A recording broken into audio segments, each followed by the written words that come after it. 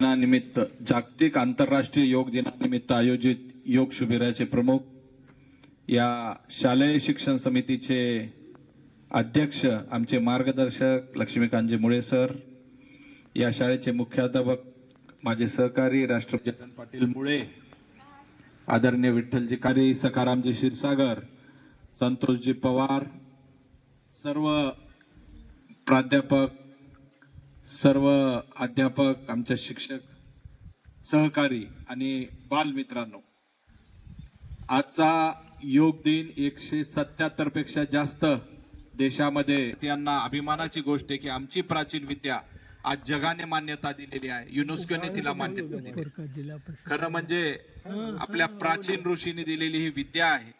कुठलाही एक पैसा न लावता, कुठलंही आसन किंवा वस्तू न वापरता सहजपणे आपलं शरीर, आपलं मन आणि आपला आत्मा निरोगी ठेवण्याचं आसन म्हणजे योगासन।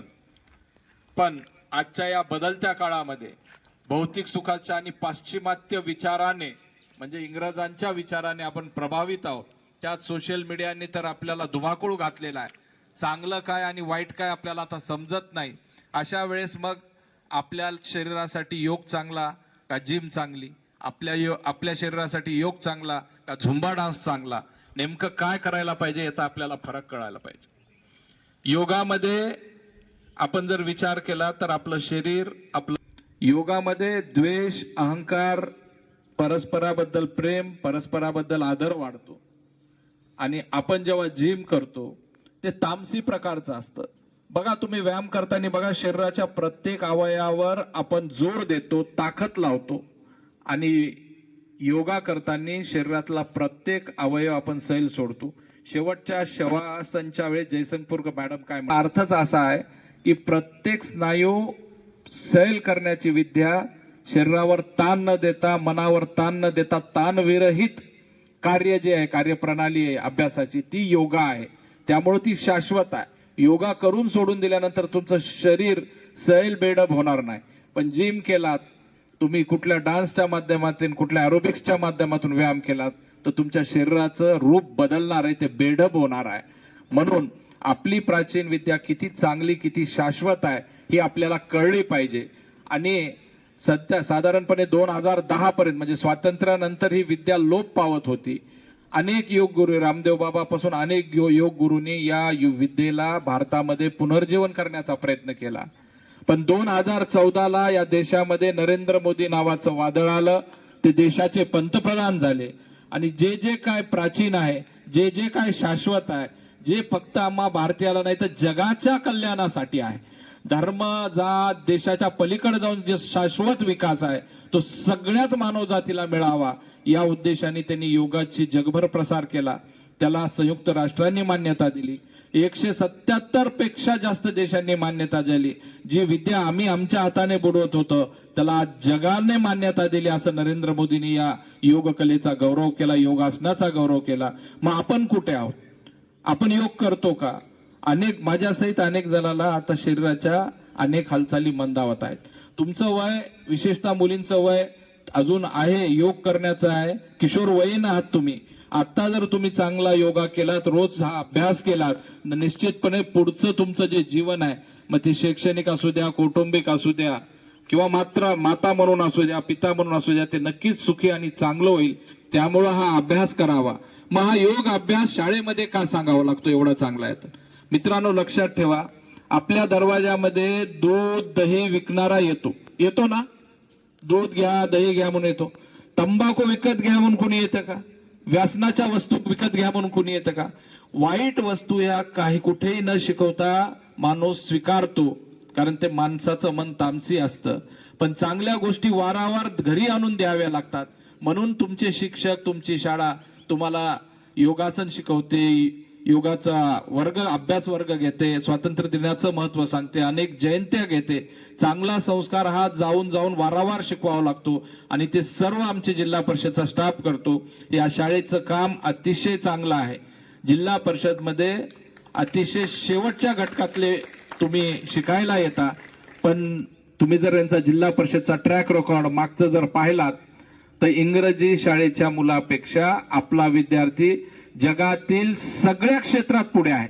मग तुम्ही IAS स्पर्धा परीक्षा बघा, आपण शासकीय नोकऱ्या बघा, कारण त्यांचे शिक्षक अतिशय प्रगल्भ असतात आणि उच्च शिक्षित असतात. वारावर त्यांना त्यांच्या भाषेला मोहात न पडता माझी शाळा ही सर्वश्रेष्ठ गुरुकुल आहे आणि इथून ज्ञान घेऊन मी जगात सर्वश्रेष्ठ मानव होणार आहे, या एका विचाराने आपण अभ्यास करावा आणि स्वतःसोबत, कुटुंबासोबत, समाजासोबत भारताचाही विकास करावा, एवढी आपल्याला विनंती करतो आणि रजा घेतो. जय योग. त्यांनी या शाळेला काय पितृत्वाची छाया दिलेली आहे. ते ज्या वेळेस मी जेव्हा आलो होतो इथं तेव्हापासून त्यांचा जो मायेचा हात आहे, तो आधाराचा हात आहे, तो जिल्हा परिषद हायस्कूल अर्धापूर नेहमीच राहिलेला आहे. तुम्हाला माहीत असेल की 10वीच्या परीक्षेसाठी आपल्याला बेंचेस सुद्धा कमी पडत होते. सरांनी त्यांच्या शाळेतल्या अक्षरांच्या शाळेत 75 बेंचेस आता आपल्या शाळेला दिलेले आहेत, ते अजून इथंच आहेत. त्यामुळे परीक्षा घेण्यासाठी फार सोपं जाईल. मी आदरणीय किशोर देशमुख साहेब, लक्ष्मीकांतजी मुळे साहेब, पवार साहेब आणि मुळे साहेब आणि बाकी इतर पत्रकार बंधू, माझ्या शिक्षकांचा, विद्यार्थ्यांचा आभार व्यक्त करतो. आणि हे योग दिवस इथं आपण समारोप करू आणि विद्यार्थ्यांना चॉकलेट वाटप झालेले आहे. शिक्षकांना विनंती आहे की विद्यार्थ्यांना सुरक्षितरित्या परत गावात सोडावे. धन्यवाद.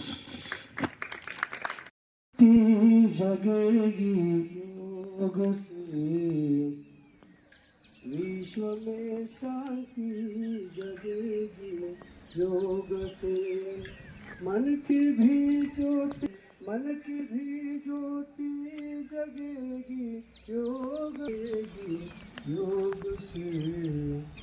आपका अभ्यास जब बढ़ जाएगा, आपका अभ्यास जब बढ़ जाएगा, ध्यान की शक्ति बढ़ेगी योग से, ध्यान की शक्ति बढ़ेगी योग से। विश्व में शांति रहेगी योग से, जीते जी ही मुक्त हो सकते हो तुम, देख लो तुम करिश्मा योग से, देख लो तुम ये करिश्मा योग से। विश्व में शांति रहेगी योग से, मन की भीतरी ज्योति जगेगी योग से। धन्यवाद.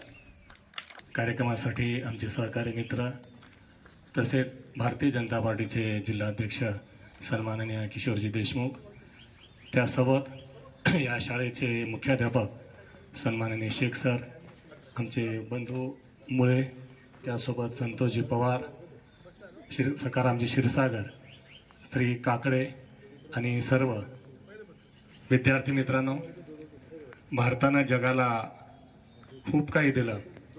अध्यात्म दिलं, विज्ञान दिलं, ज्ञान दिलं, सगळे शास्त्र दिले. त्यासोबत मनामध्ये शक्ती कशी, ऊर्जा कशी निर्माण होईल ही योग साधना दिलेली आहे.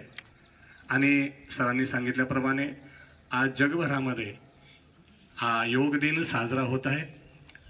मित्रांनो, आपलं शरीर आणि मन सदृढ राहिल्याशिवाय आपण कुठल्याही क्षेत्रामध्ये प्रगती करू शकत नाही. आणि जिथे शांत मन असते त्या शांत मनामधून, निरोगी शरीरामधून आपण प्रगती करू शकतो. आपण आता विद्यार्थी दशेत आहात आणि विद्यार्थी दशेत असताना आपलं मन एकाग्र राहावं, आपलं मन करावंच लागणार आपल्याला. त्यासोबत जास्तीत जास्त अभ्यास कसा करून आपलं यश कसं संपादन करता येईल यासाठी आपल्याला प्रयत्न करायचा आहे. आणि हे करत असताना देखील योग साधनासुद्धा साध्य करायचं आहे.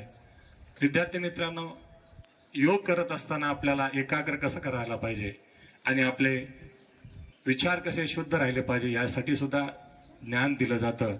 आणि या ज्ञानातूनच आपण चांगल्या प्रकारचं नागरिक घडू शकतो.